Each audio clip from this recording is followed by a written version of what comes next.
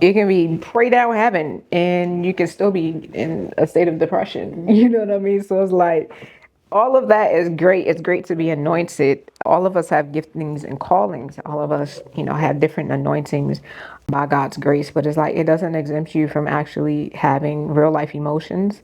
Elijah ran from Jezebel.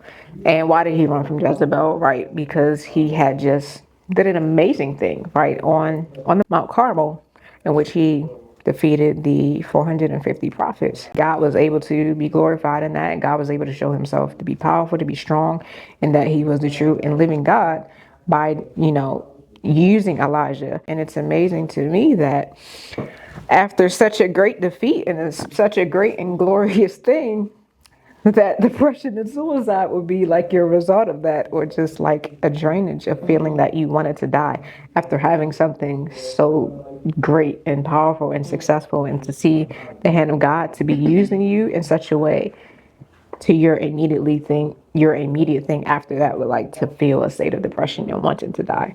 And I would even say, because I hear it often, and why preachers, somebody that has preached, while, they'll kind of immediately pray for them after that person preaches, right?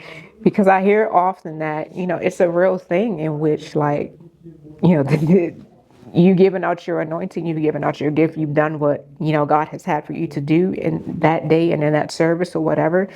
And then after that, having the attacks of the enemy in your own life. So it's like I've heard it, where it's like I'm praying for people, with lust and with depression, all of those things. But then it's like I get home from preaching and I'm dealing with those things in myself. So who's gonna come and deliver me and to help me, out of freedom? So it's like it's a real thing, and your gifts and callings, and like it doesn't exempt you from that. So it's like you got to deal with your emotions.